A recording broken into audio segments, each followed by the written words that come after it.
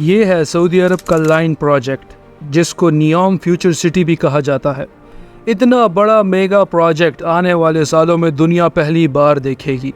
ना सिर्फ बड़ा, बल्कि नियोम दुनिया का पहला सबसे महंगा कंस्ट्रक्शन प्रोजेक्ट भी है, जिसकी कॉस्ट तकरीबन $500 बिलियन होगी। इस प्रोजेक्ट में दो 500 मीटर ऊंचे स्काई स्क्रैपर्स एक दूसरे के साथ पैरेलल बनाए जा रहे हैं, जो कि हैरत अंगेज तौर पर सऊदी के डेजर्ट में 170 किलोमीटर तक फैले होंगे। ये ऐसा ही है जैसे न्यूयॉर्क के वन वर्ल्ड ट्रेड सेंटर की 4500 कॉपीज बनाकर उनको एक ही लाइन में खड़ा कर दिया जाए। सऊदी क्राउन प्रिंस मोहम्मद बिन सलमान नियोम को फ्यूचर की एडवांस्ड लीनियर सिटी बनाने का ख्वाब रखते हैं। एक ऐसी सिटी जिसमें शीशे के फसाद के अंदर 90 लाख लोग रह पाएंगे। पर क्या ऐसा मुमकिन भी है कि नहीं? कहीं सऊदी अरब अपनी गिरती हुई इकोनॉमी को बचाने के लिए अपना सब कुछ दांव पर लगाकर कोई गलती तो नहीं कर रहा? और अगर किसी वजह से ये नियोम प्रोजेक्ट फेल हो गया तो फिर सऊदी के पास पीछे क्या बचेगा?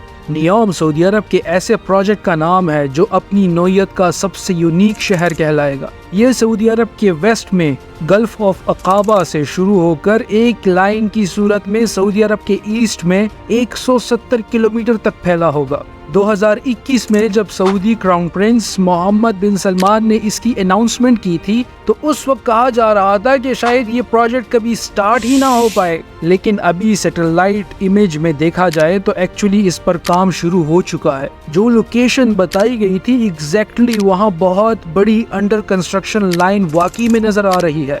जहां इस लाइन की लंबाई 170 किलोमीटर तक फैली होगी, वहां इसकी चौड़ाई सिर्फ और सिर्फ 200 मीटर होगी। यानी ये चौड़ाई नॉर्मली किसी सोसाइटी के एक ब्लॉक जितनी है। नियोम की ऊंचाई को 500 मीटर तक प्लान किया गया है। 500 मीटर ऊंचे दो स्काई स्क्रैपर्स को 170 किलोमीटर तक खींचा जाएगा। ये इतना ही ऊंचा है जितना मुंबई के इंपीरियल 2 या कराची के बहरिया आइकॉन को डबल कर दिया जाए। तो अब आप खुद इस लाइन का अंदाजा लगा ले कि ये कितना बड़ा मेगा स्ट्रक्चर होगा। जैसे 830 मीटर बुर्ज खलीफा की डायरेक्शन आसमान की तरफ है, वही नियोम दुनिया का ऊंचा तो नहीं पर लंबा तरीन स्काई स्क्रैपर जरूर होगा। अगर ऐसा ही कोई प्रोजेक्ट न्यू दिल्ली में बनाया जाए तो उसकी लंबाई आगरा तक फैली होगी, या फिर पाकिस्तान में कराची से स्टार्ट किया जाए तो हैदराबाद पर आकर खत्म होगा। सऊदी क्राउन प्रिंस के प्लान के मुताबिक इस पूरी लाइन सिटी में 90 लाख लोग रह पाएंगे। अगर इस पूरी लाइन सिटी का एरिया निकाला जाए तो हम इसकी लेंथ और विड्थ को मल्टीप्लाई करेंगे। 170 किलोमीटर की लेंथ और 200 मीटर यानी 0.2 किलोमीटर की विड्थ, तो ये बनता है सिर्फ और सिर्फ 34 स्क्वायर किलोमीटर। सिर्फ इस 34 स्क्वायर किलोमीटर में 90 लाख लोग रह पाएंगे, यानी 1 स्क्वायर किलोमीटर में 2,64,705। इंडिया के 12 मिलियन यानी 1 करोड़ 20 लाख आबादी वाले मुंबई का एरिया 603 स्क्वायर किलोमीटर है। यानी यहाँ 1 स्क्वायर किलोमीटर में 19,900 लोग रहते हैं, जो कि नियोम की पॉपुलेशन डेंसिटी के मुताबिक सिर्फ 7.5% है। इसी तरह अगर दुनिया की सबसे बड़ी सिटी टोक्यो की एग्जांपल ली जाए तो यहाँ 1 स्क्वायर किलोमीटर में 6,380 लोग रहते हैं, जो कि नियोम के मुकाबले में सिर्फ 2.4% है। अब ये बात साबित हो गई है कि एरिया के हिसाब से नियोम बहुत ज्यादा ऑप्टिमाइज्ड प्रोजेक्ट है, जहां कम जमीन पर ही ऑर्गेनिक सिटीज के मुकाबले में काफी ज्यादा लोग रह पाएंगे। यानी जो काम 500 से 600 स्क्वायर किलोमीटर के शहर में होना था, अब वही सिर्फ 34 स्क्वायर किलोमीटर में पूरा हो रहा है। इस बात में कोई शक नहीं है कि सऊदी क्राउन प्रिंस की प्लानिंग बेशक बहुत पॉजिटिव है। जिस स्पीड से दुनिया की पॉपुलेशन बढ़ रही है, नियोम जैसे प्री प्लान सिटीज ही फ्यूचर में बाजी ले पाएगी,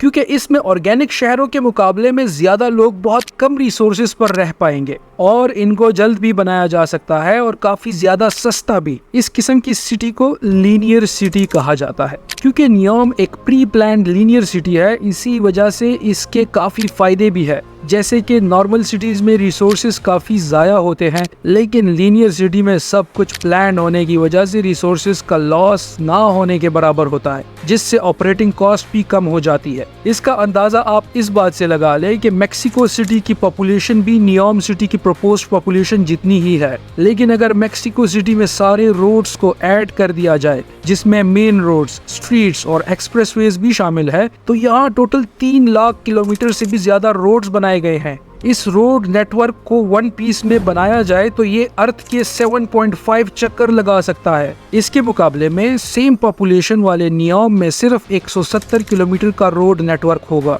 नियोम की इस लाइन में सबसे ऊपर पेडेस्ट्रियन लेयर रखी गई है, जहां कोई गाड़ियां नहीं चलेगी। दूसरी लेयर को सर्विस लेयर का नाम दिया गया है, जिसमें गाड़ियां भी चलेगी और शॉप्स भी इसी लेयर में होंगी। और तीसरी स्पाइन लेयर होगी, जिसमें fully artificial intelligence high speed train का नेटवर्क होगा। किसी को भी पूरे नियोम के 170 किलोमीटर में कहीं भी जाना हो, वो लिफ्ट के जरिए स्पाइन लेयर में जाएगा और ट्रेन में बैठकर अपनी मंजिल पर रवाना होगा। इस पूरे 170 किलोमीटर को ये हाई स्पीड ट्रेन सिर्फ 20 मिनट में कवर कर पाएगी। ये 20 मिनट तो हम अपनी सिटीज में ट्रैफिक की सिर्फ रश में जाया कर देते हैं। तो अब सवाल ये उठता है कि अगर लीनियर सिटीज के इतने ज्यादा फायदे हैं, तो फिर नियोम जैसे दूसरे प्रोजेक्ट्स दुनिया में कहीं और क्यों नहीं बनाए जा रहे? हकीकत ये है कि लीनियर सिटी का ये आइडिया काफी पुराना है और इसको इम्प्लीमेंट भी किया गया था, पर ये ऐसे काम नहीं करता जैसे सोचा जा रहा है। 19th सेंचुरी में मैड्रिड के एक डिस्ट्रिक्ट में प्लान्ड लाइन सिटी बनाई गई थी, जिसको सिउडेड लिनियल का नाम दिया गया था। इसकी विड्थ 400 मीटर थी, नियोम के ऑलमोस्ट डबल, और इसको 50 किलोमीटर लंबा प्लान किया गया था, मगर कंस्ट्रक्शन सिर्फ 5 किलोमीटर ही तक की गई थी। आइडिया ये था कि वक्त के साथ साथ इसमें और सेक्टर्स भी शामिल करके उसको ज्यादा लंबा कर दिया जाएगा। लेकिन ग्राउंड सिचुएशन देखी जाए तो आपको ये बात जानकर हैरानी होगी कि मैड्रिड में आज ये लाइन सिटी तलाश करना काफी मुश्किल है। ये है वो 5 किलोमीटर की लाइन जो आज उसके गिर्द पहले शहर ने उसे पूरी तरह से छुपा दिया है। और असल में होता भी यही है। दुनिया में कहीं भी नजर डालकर देखे, शहर या बस्तियां हमेशा ऑर्गेनिक तरीके से ही ग्रो करती है। लोग अपनी रिक्वायरमेंट्स के हिसाब से किसी जगह पर आकर बसते हैं और फिर शहर उस पॉइंट के गिर्द फैलना शुरू कर देता है। कहीं भी शिफ्ट होने से पहले हम अपने ऑफिसेज या यूनिवर्सिटीज तक का डिस्टेंस देखते हैं। अपनी कन्वीनियंस के हिसाब से शहर में कोई एक लोकेशन सेलेक्ट करके वहाँ शिफ्ट होते हैं, जबकि लीनियर सिटीज में ये ऑप्शन नहीं होता, बल्कि सबको एक ही पैटर्न में रहना पड़ता है। और क्योंकि ये लंबी ज्यादा होती है, इसी वजह से लोगों के दरमियान डिस्टेंस भी काफी बढ़ जाता है। मैड्रिड की लाइन सिटी में कुछ ऐसा ही हुआ था। ये लोगों की रिक्वायरमेंट्स पर पूरी नहीं उतरी, जिसकी वजह से ये आगे नहीं बढ़ पाई बल्कि फैलना शुरू हो गई।